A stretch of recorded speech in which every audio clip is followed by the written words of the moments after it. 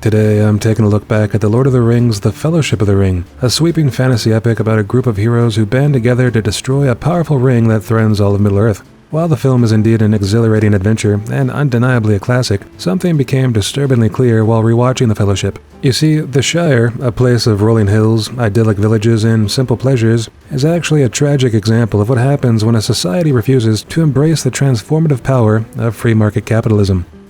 The Shire, as we see in the film, is a pastoral landscape home to a population of humble hobbits who appear content in their small thatched homes, drinking ale and celebrating birthdays in grassy fields. And yet, I couldn't help but notice the poverty gnawing at the edges of their existence. The Shire has no large-scale industry, no productive infrastructure, and absolutely zero mechanisms for generating profit. There are no banks, no corporations, no signs of upward mobility whatsoever. This is a society deprived of the true fruits of labor, the fruits only capitalism can deliver. Take, for instance, Frodo Baggins. Here's a young hobbit with remarkable potential. He demonstrates a willingness to risk his life, leaving the only home he's known to journey into a world brimming with monsters and danger. But the sad fact is that even if Frodo returns to the Shire after completing his journey, there will be no advancement awaiting him. No stock options, no lucrative IPO, not even a modest pension plan. Frodo is but a worker in a feudal nightmare, shackled to a life of low wages and zero dividends. And then of course we have Samwise Gamgee, a born laborer if there ever was one, who doesn't even own his own land, as he spends his days toiling in the garden of Bilbo Baggins. His loyalty is unquestionable, his work ethic unmatched,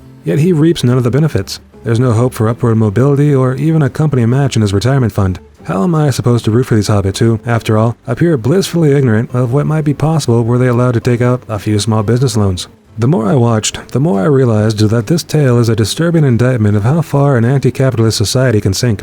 When Gandalf entrusts Frodo with the One Ring, why doesn't he empower him to leverage it for profitable ends? Perhaps establishing a consortium to expand commerce across Middle-earth. Why does he not suggest investing in infrastructure projects or tapping into the lucrative export markets of nearby Rohan or Gondor? Instead, he sends Frodo off to destroy the ring, a priceless artifact representing the squandering of a rare asset that could have provided generational wealth for all the hobbits to come.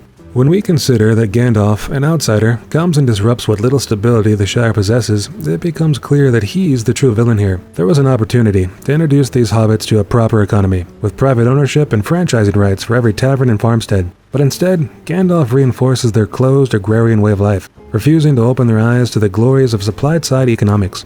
I'm saddened for the future of the Shire, a society oblivious to the wonders that await them should they ever, say, establish a stock exchange, or embrace deregulated enterprise. Frodo's journey might end in the destruction of the One Ring, but without the mechanisms of capitalism to lift up the hobbits, I fear they will forever be stuck in their hobbit holes, scraping by with only ale and pipeweed to console them. Anyway, I'm Glenn Tubman, and I'll see you at the cinema.